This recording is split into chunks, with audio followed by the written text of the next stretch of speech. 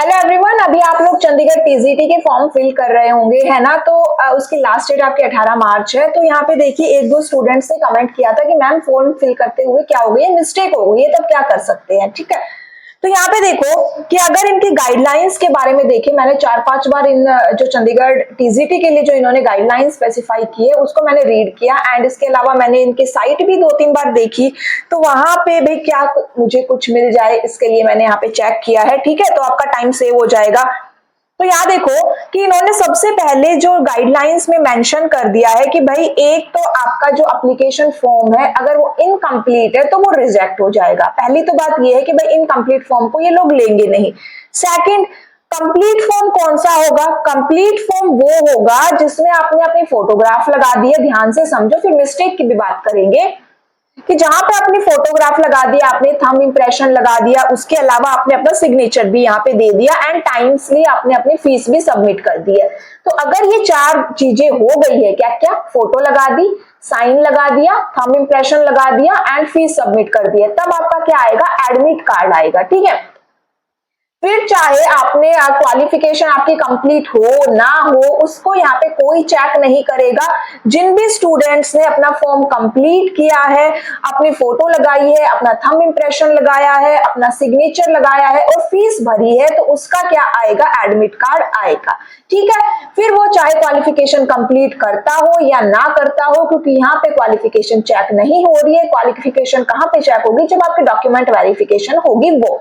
तो एक तो ये बात समझ लो। ठीक है, अगर एडमिट कार्ड आ गया, एंड एडमिट कार्ड आने से पहले ये चंडीगढ़ डिपार्टमेंट वाले क्या करते हैं? अपनी लिस्ट आउट करते हैं कि भाई जिन जिन कैंडिडेट ने सक्सेसफुली यहाँ पे फॉर्म सबमिट कर दिया है उनकी लिस्ट आएगी। जैसे अभी इन्होंने चंडीगढ़ एनटीटी में जितने भी स्टूडेंट्स ने फॉर्म फिलअप किए, कुछ 10,000 स्टूडेंट्स ने फॉर्म फिलअप किए सक्सेसफुली। ठीक है, तो मतलब उन स्टूडेंट का क्या आएगा? एडमिट कार्ड आएगा। एंड मैंने जो लास्ट एक क्लास वीडियो भी बनाई थी जिसके अंदर मैंने इन स्टूडेंट्स की लिस्ट बताई है, वहां पे आपको उन स्टूडेंट की लिस्ट का पूरा पीडीएफ मिल जाएगा डिस्क्रिप्शन बॉक्स में। एक बार आप अपना नाम चेक कर लेना अगर आपने एनटीटी का फॉर्म भी फिलअप किया है या तो। ठीक है, फिलअप किया है तो कि आपका नाम वहां पे है या नहीं।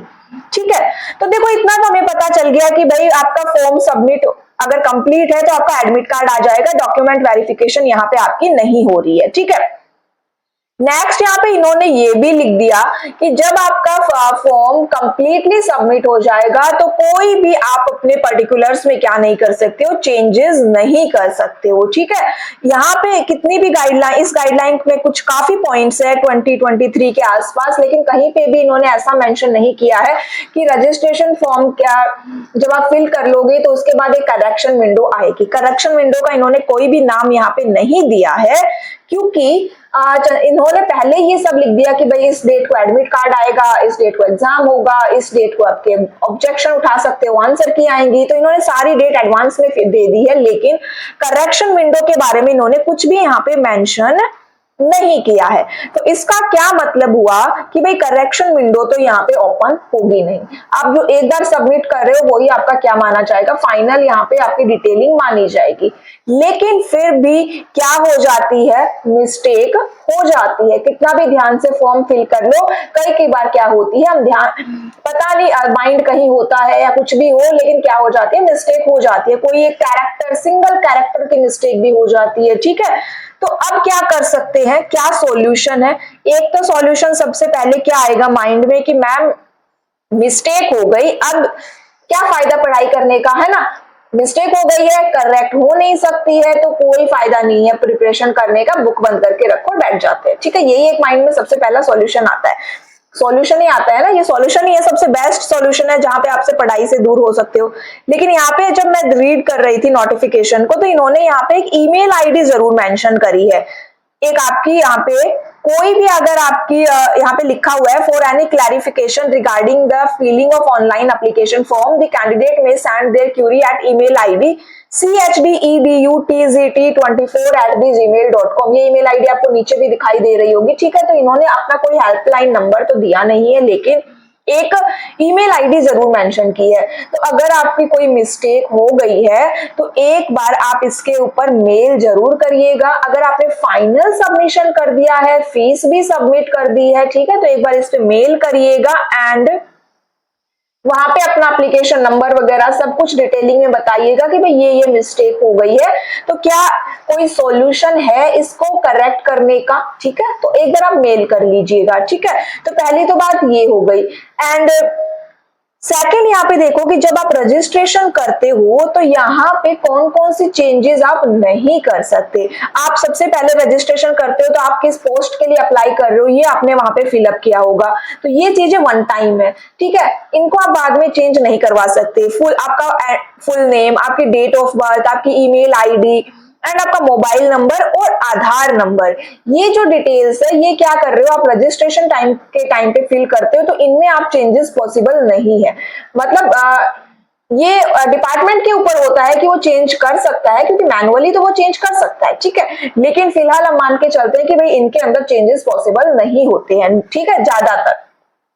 अब आपने रजिस्ट्रेशन कर दिया। अब रजिस्ट्रेशन करने के बाद जो डिटेल्स आती है जो आपने यहाँ स्टार्टिंग में फिल ना करी या बाद में भरोगे, जैसे कि आपकी एजुकेशनल क्वालिफिकेशन वगैरह, तो ये क्या होती है, इनमें आप में भी थोड़ा सा चेंजेस करवा सकते हो। लेकिन ये चेंजेस कब होंगे, तो देखो सबसे पहले तो आपको मेल भेज देना है, ठीक है, मेल भेज दोगे। एंड अगर आपका फाइनल्स आपका उनका तरफ से कोई भी रिप्लाई आता है वो देख लेना। उसके अलावा कोई रिप्लाई अगर वो लोग नहीं देते हैं और अगर आपका फाइनल सबमिशन हो गया है तो आप क्या करिएगा, आपका एडमिट कार्ड आएगा, आप जरूर एग्जाम देके आना, ठीक है। क्योंकि जो एडमिट कार्ड होता है ना उसके अंदर सारी डिटेल्स तो होती नहीं है, उसके अंदर आपका नाम होगा, आपकी डेट ऑफ बर्थ होगी एंड आपकी फोटो आएगी, आपका थंब इंप्रेशन आएगा, आपका सिग्नेचर आएगा, ये 5 डिटेल और फादर नेम आएगा। ये फादर नेम या हस्बैंड नेम जो भी आपने फिल किया, ये 5-6 डिटेल आपकी वहां पे आती है ना। तो अब और जब आप एग्जाम देने जाओगे तो केवल यही डिटेल वहां पे चेक करेगा, उसको क्या फर्क पड़ता है अपने एजुकेशनल क्वालिफिकेशन भरी है या नहीं भरी, जो एडमिट कार्ड में डिटेल है उसी डिटेल को आपकी आईडी के साथ, आपका आईडी प्रूफ के साथ मैच किया जाएगा।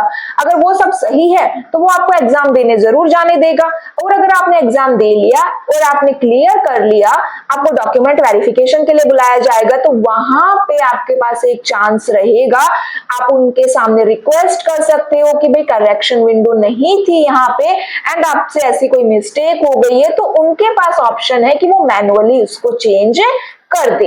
अगर आपके अच्छे खासे नंबर आए हैं तो वो भी एक अच्छा कैंडिडेट लॉस करना नहीं चाहेंगे, तो आपके पास वहां पे एक चांस रहेगा, ठीक है। मैं आपको सिर्फ सॉल्यूशंस बता रही हूँ, ऑप्शंस बता रही हूँ कि भाई क्या क्या हो सकता है, ठीक है। तो अब एक बार देख लीजिएगा कि भाई आपका एडमिट कार्ड आ जाता है तो आप जरूर अपना आप एग्जाम देने जाइएगा। आपको खुद को पता है कि आपकी क्या मिस्टेक हुई है एंड वो मिस्टेक अगर एडमिट कार्ड में नहीं शो होती है तो आप जरूर अपनी प्रिपरेशन करिए। ऐसा नहीं है कि प्रिपरेशन करना बंद कर दीजिए, ठीक है। मैं अगर मेरी बताऊं तो मैंने EMRS का जब फॉर्म फिल किया था तो मेरे फादर नेम के स्पेलिंग में मैंने N की जगह M कर दिया और करेक्शन विंडो वगैरह भी आई, लेकिन मुझे पता ही नहीं चला कि मैंने N की जगह M कर दिया है। मुझे कब पता चला, जब मेरा एडमिट कार्ड आ गया। अब तो कुछ भी नहीं हो सकता है, मैंने मेल वगैरह भी भेज दी, ठीक है, तो कुछ नहीं हो सकता। जैसे आज एडमिट कार्ड निकाल रही हूँ, कल मेरा एग्जाम है और पता चल गया फादर नेम में स्पेलिंग मिस्टेक है। अब क्या हुआ कि क्योंकि हस्बैंड नेम आया है तो एडमिट कार्ड में फादर नेम तो था नहीं, हस्बैंड नेम था एंड जो मेरा आईडी प्रूफ था उसमें भी सब कुछ फादर नेम की जगह हस्बैंड नेम आ गया। तो मैंने क्या किया, मैं एग्जाम देने जरूर गई। रात तक तो मैंने यही सोचा कि मैं एग्जाम देने नहीं जाऊंगी, फिर मैंने थोड़ा और देखा, ध्यान से देखा, तब मैंने देखा कि भाई चलो इसमें तो फादर नेम है ही नहीं, तो चलो चले जाते हैं। तो मैं गई, एग्जाम देने दिया उन लोगों ने, ठीक है। अब ऐसा ही अगर आपके साथ कुछ हो रहा है कि भाई आप एग्जाम देने जा सकते हो, आपके पास कोई भी एक चांस है एग्जाम देने का, तो जरूर एग्जाम देने जाइएगा। उसके बाद आप एग्जाम क्लियर कर लेते हो तब उसके बाद की बातें हैं, क्योंकि चेंजेस हो जाते हैं। मैनुअली एक ऑप्शन रहता है किसी भी डिपार्टमेंट के पास, क्योंकि ऑनलाइन पोर्टल वो कभी भी ओपन कर सकते हैं, कभी भी उसके अंदर वो चेंजेस कर सकते हैं, ठीक है। तो सबसे पहला काम आपको करना है, अपनी मेल आईडी जो मैं यहाँ पे आपको दिखाई दे रही है उसके ऊपर ईमेल कर देना है, ठीक है। तो आई होप आपको ये वीडियो आपके थोड़े बहुत भी थोड़ी सी भी आपके काम आई होगी, ठीक है। एंड उम्मीद करती हूँ कि आपसे मिस्टेक ही ना हो, ठीक है। तो ICT की क्लासेस के लिए आप चैनल को ज्वाइन कर सकते हो एंड कोई और अगर डाउट है तो आप कमेंट करके पूछ सकते हो। Thank you, bye bye.